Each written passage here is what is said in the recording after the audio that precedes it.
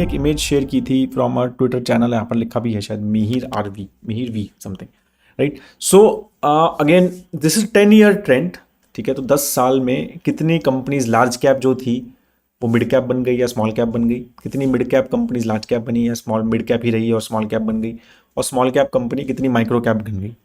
क्योंकि एक ये मिथ, थोड़ा सा मिथ तो नहीं है बट ठीक है, I know that small cap, अगर हम आज देखें तो small cap has given better returns, no doubt in it, even mutual fund की बात करें या सब चीज़ों की बात करें तो। बट ये चीज़ एक बहुत ज़्यादा लोगों के अंदर है कि यार माइक्रो कैप लूंगा तो कोई एक कंपनी ऐसी मिलेगी जो लार्ज कैप बन जाएगी या बहुत पैसा कमाऊंगा, और multi baggers and all those things. तो typically people, lot of people I have seen, they are very fond of investing just in small caps and micro caps. उनको लगता है बहुत बड़ा हो जाएगा और मेरे को बहुत पैसा मिलेगा। बट अगर हम ये थोड़ा ट्रेंड देखें 10 साल का, और 10 साल is I think good time, right. तो 100 लार्ज कैप कंपनी जो 2014 में टॉप 100 कंपनीज थी, उसमें से 78 अभी भी लार्ज कैप है, ठीक है। तो ये इंटरेस्टिंग नंबर है। तो भाई 78% तो अभी भी लार्ज कैप है 100 में से। तो इसका मतलब दे मेंटेन्ड, तो भी है थोड़ा बहुत ग्रोथ जो भी चीज़ें हैं, दे मेंटेन्ड देमसेल्फ टू बी। और large cap is typically 1 lakh crore plus company, right, currently.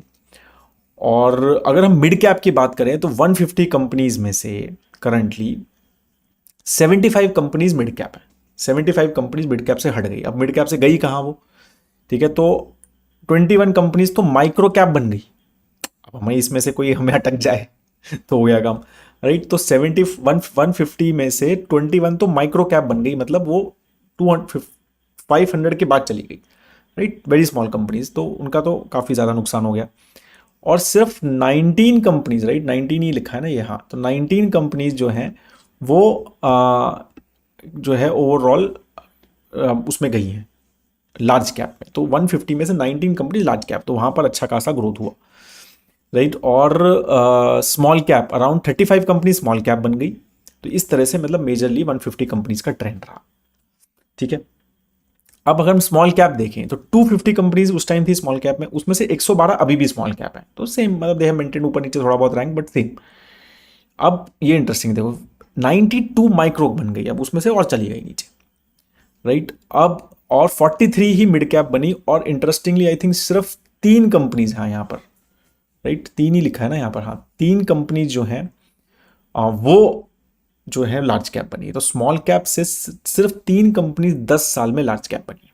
तो मतलब मेजर ग्रोथ जो है वो बहुत बड़ा आया होगा, आई एम श्योर, ठीक है। और माइक्रो कैप की बात करें तो 114 ही कंपनीज उन्होंने मानी है। ऑफकोर्स माइक्रो कैप तो बहुत सारी हैं, ठीक है। तो 114 उसमें से 99 जो है वो स्मॉल कैप बन गई, मतलब 114 वही कंसिडर किए जिसमें कुछ चेंज हुआ है, बाकी जो माइक्रो कैप हैं वो माइक्रो कैप हैं। 114 में से 99 जो है वो स्मॉल कैप बनी, तो वहाँ अच्छा ग्रोथ हुआ। और 15 मिड कैप बनी, मतलब एक्सेप्शनल ग्रोथ हुआ होगा, ठीक है। तो ये एक काफ़ी इंटरेस्टिंग है कि 15 जो है ये लार्ज, अब ये 15 ढूंढना, ठीक है, या फिर ये 3 कंपनीज ढूंढना जो स्मॉल से लार्ज हुई हैं। तो यहाँ पर मेजर मल्टी बैगर रिटर्न्स आए हैं। अब वही है कि ये कैसे ढूंढे, और ये आइडेंटिफाई करना कि ये अगर हम राइट टाइम पे कर सकते हैं और एक अच्छा खासा एलोकेशन उसमें इन्वेस्ट भी कर सकते हैं। अब आपने 20 ले ली, उसमें से एक कंपनी में कुछ लाइक 2-3% ही डाला, तो इट मे नॉट, बिकॉज बाकी कंपनीज पे कुछ नुकसान फायदा होगा। तो इसीलिए टिपिकली ये सारी चीज़ें आपको समझनी है कि it's very difficult to understand, to basically do this कि भाई माइक्रो कैप में डाल देता हूँ और लार्ज कैप बन जाएगा तो मैं पैसा कमाऊंगा। तो it is not that easy, you can understand this, right. तो ये डेटा आपको समझो कि ये 10 साल का डेटा है, और तो 10 ईयर्स में, राइट, अभी भी 100 में से 78 कंपनी लार्ज कैप ही है। तो ये काफ़ी इंटरेस्टिंग चीज़ है, राइट। तो मतलब large cap has remain large cap 78%। तो this is our important tart, right. तो इसका मतलब यही है कि do not just invest in small caps, right? Yes, I know that there will be, because they are smaller company, they have a nimble feet, they can grow faster, but that doesn't mean that only they, मतलब they will give returns. उनकी volatility और वो सब चीज़ें भी हमेशा आपको रखना है।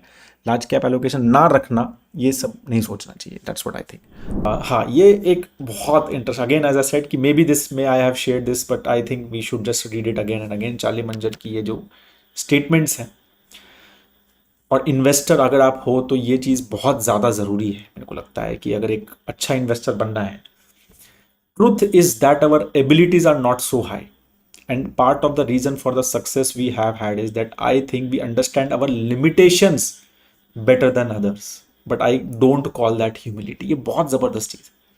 He doesn't call that humility. उन्होंने कहा कि मैं अपनी लिमिटेशन समझता हूँ, ठीक है, और बाकियों से थोड़ा अच्छा समझता हूँ. I have this friend who is really not very smart at all. He makes every day everybody explain things until he understand. तो बार बार समझता है. He does have incredible patience. He doesn't do anything unless he understand. तो समझता पक्का है, but बार बार पूछता रहता है. He is willing to have 5 years go by between deals. Meanwhile, he lives well within his means. You would be surprised how rich this dumb man has become. Right? तो patience है, right willingness है, understand करता है, detail में जाता है. तो even though brain is not that intelligent, still works. So you can be pretty modest if you understand your own limitations, right? तो आपको अपनी limitations समझनी बहुत ज़रूरी है, especially in investing world, right? It's better by far to be guy with whose IQ is 130 but who thinks it's 128. ठीक है, अगर आप better हैं, अगर आप ऐसे इंसान के साथ रहते हैं जिसकी IQ 130 है बट वो उसको लगता है 128 है, then with a guy या उसके साथ से बेटर है वो किसके जिसकी 190 है बट उसको लगता है उसकी 250 है, राइट? तो second guy is going to get into terrible trouble, right? So don't overestimate your skills, understand your limitations. Don't overestimate कि आपको क्या आता है. मार्केट्स, जैसे मिस्टर मार्केट बोलते हैं ना बेंजामिन ग्राहम, वो is a biggest teacher, right? Or so we should always understand operating within what's prudent to do with your given hand and your given ability is just a financial knack, but I don't call that humility at all. I call that enlightened greed, right?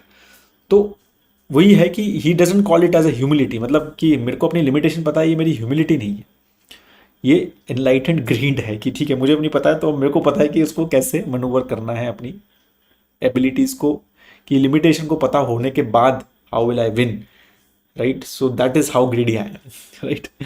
Data मुझे मिला from one of a deck which one of my analysts shared with me. This is JP Morgan Asset Management. तो ये US का ETF का है data, right? तो ETF की बहुत बात होती है स्पेशली इन यूएस, राइट? तो हाउ इट हैज़ इंक्रीज्ड, क्या इसका ट्रेंड रहा, तो बहुत इंटरेस्टिंग ये मुझे डेटा मिला, राइट? और तो you can also see this, right, कि how things have been in US. Like पहला ETF 1993 में लॉन्च हुआ था यूएस में, राइट? और अब जो है अगर हम इनके हिसाब से देखें तो $9.8 trillion is basically invested into ETFs.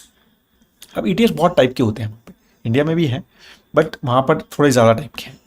और एक और चीज़ है कि आपको लगेगा कि क्या $9.8 ट्रिलियन तो बहुत ज़्यादा पैसा हो गया, राइट? तो म्यूचुअल फंड्स में कितना है? तो म्यूचुअल फंड अभी भी still I think 68% money is still in mutual funds, right? And 32% now asset under management is in ETF. 10 years back this I think was hardly this 32% was hardly I think 8 to 10%. तो काफ़ी increase हुआ है ETF का share in United states. अब ये बहुत ही ज़बरदस्त chart है. देखो अब कैसे इन्होंने बताया कि सेक्टर ETF जो है 1999 में लॉन्च हुआ. फैक्टर ETFs जैसे हमारे momentum ETF, alpha ETF, beta ETF, इसको फैक्टर ETFs बोलते हैं, वो 2000 में लॉन्च हुआ था वहाँ पे. फिर बॉन्ड ETFs 2000, हमारे यहाँ भी बॉन्ड ETFs हो गए हैं लॉन्च, तो वो 2002 या 2003 में हुआ. फिर कमोडिटी ETF वो भी हैं हमारे यहाँ, गोल्ड ETFs हैं, तो 2005 में लॉन्च हुआ. फिर leverage and inverse ETF, active ETF जो हैं ये इंडिया में नहीं है, 2008 में लॉन्च हुआ. एक्टिव ETF मतलब कि ETF भी एक्टिवली मैनेज्ड है.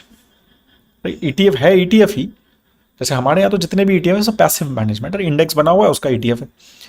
बट अब जैसे कोई फंड है, म्यूचुअल फंड है, सपोज एग्जांपल किसका ले लें, कोई भी large cap SBI blue chip fund suppose, right? अब ये तो फंड है, इसका ETF अगर वही फंड अच्छा बहुत अच्छा कर रहा है और आपको कहता है यार ETF भी चाहिए मुझे, मेरे को ना इसमें ट्रेडिंग करनी है या मुझे इसको मार्केट टाइमिंग पे बाय एंड सेल करना है, राइट? तो वो सब चीज़ें करनी है, तो ये option can be given to SBI mutual fund कि ठीक है आप एक SBI ब्लू चिप कि SBI ब्लू चिप ETF भी लॉन्च कर दो. तो अगेन सेम थिंग कि it will be actively managed ETF, वो ऑलरेडी लॉन्च है वहाँ पर, इंडिया में नहीं है. About 1000 funds in United States. फिर देखो आप एक्टिवली मैनेज, देखो ये जब लॉन्च हुआ तो फिर कैसे कैसे एक्टिव मैनेज्ड का यहाँ पर एलोकेशन थोड़ा सा, ये ब्लू कलर जो है ना, ये AUM बढ़ने लग गया। फिर मेजरली कब से स्टार्ट हुआ है, 2019 में उन्होंने एक ETF रूल पास किए थे SEC ने वहाँ पे, जैसे यहाँ पर सेबी है वहाँ पर SEC है, राइट। तो उनके बाद वहाँ पर तो उसमें ना काफ़ी ज़्यादा फ्लेक्सिबिलिटी दी थी कि आपका कोई ETF है वो लॉन्च कर लो, पूछने की ज़रूरत नहीं है। तो काफ़ी सारी फैक्टर है कोई दिमाग में तो कर लो लॉन्च, तो काफ़ी ईजी कर दिया था ETF को लॉन्चेस को। बहुत सारे फिर ETF लॉन्च स्टार्ट हो गए, right. And active ETF semi transparent was launch, तो सेमी ट्रांसपेरेंसी मतलब पूरी ट्रांसपेरेंसी की ज़रूरत नहीं है, तो वो भी सब चीज़ें लॉन्च किया। तो इस तरह से वो काफ़ी, फिर बिटकॉइन ETF लॉन्च हुआ, राइट, लास्ट ईयर। तो अगर आप देखोगे कि देखो ये जब फैक्टर ETFs काफ़ी अच्छे से ग्रो हो रहे हैं यहाँ पे, राइट। फैक्टर जैसे इंडिया में भी अब फैक्टर ETFs की बात हो रही है ना, मोमेंटम वगैरह की।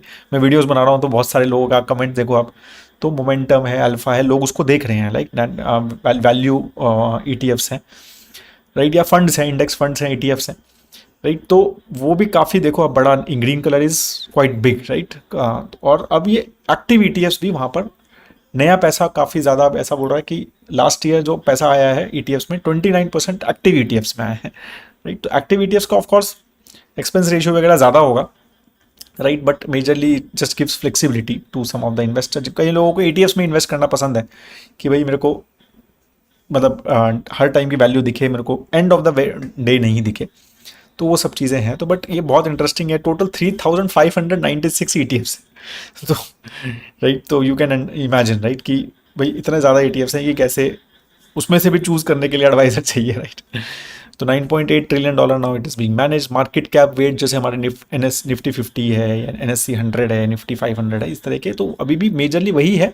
But again I think factors and active ETFs are also growing, मतलब वहाँ पर ओवरऑल ग्रोथ उसमें ज़्यादा है, right, and तो hopefully India will also have active ETFs very soon. But again factor ETFs तो बहुत लॉन्च हो रहे हैं इंडिया में, तो आई थिंक काफ़ी इंटरेस्टिंग मार्केट रहने वाला है overall in the future as well, right. So that is how, again as I said, ये स्टिल समझना है कि अभी भी वहाँ पर 68-70% is still in mutual funds, right. Indian is a different market, US is a different market, we need to understand all those things as well.